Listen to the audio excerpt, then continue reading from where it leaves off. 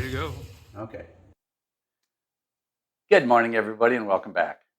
And for those of you that are new to the channel, don't forget to subscribe and hit the like button.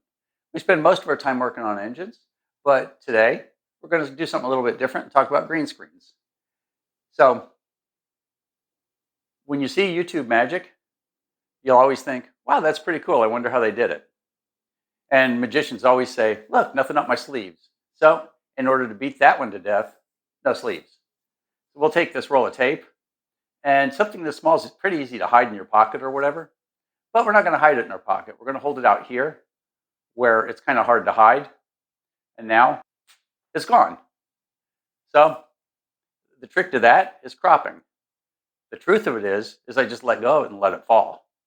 But when I let go of it, I cropped the screen right there so it was no longer visible. So you can do this pretty easily. So you could say, grab yourself a welding helmet, or lose a welding helmet. It was never there. It's just an image of that. But anyway, let's go take a look at the new green screen. Mine originally was PVC, but what I ran into with PVC, even 1-inch Schedule 40, is among a 10-foot screen, it had a bow in the middle just due to the weight of the PVC itself. The screen doesn't weigh anything.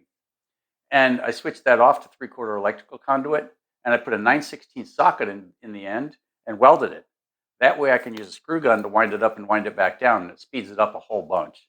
It usually took me about half an hour to get the screen all set up. And with the bow in it, when you wind it up, you got wrinkles all over the place, and now you don't. So to set up your green screen, let's take a look at how this one's set up. As you can see, it's got a plain old electrical conduit and then a socket welded into the end.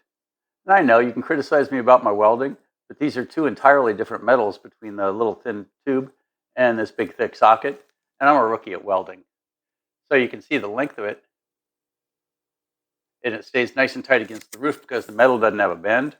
And if it does bend over time, you can bend it back. Now, in order to get your screen to roll up correctly, you need something like this. This is just screws that I welded into each end, and then I ran floral wire the whole length of it. That way it catches it and folds it back up when you're done with it for the day. This screen cost me about $20 maybe. The conduit cost about, I'd say $10. And then the little socket at the end was just something I had stray in the box. It, of course, just like everybody, after years and years, you end up with lots of extra sockets. Okay, let's get back in the camera. So, for practical purposes, I'm standing here in front of my bench. But it's just as easy for me to be standing right here in a forest or on the beach. So whenever you see those little magic tricks on YouTube, don't think that they're really good at sleight of hand. Assume that they're really good at editing. Because if you're good at editing, you can make anything in YouTube.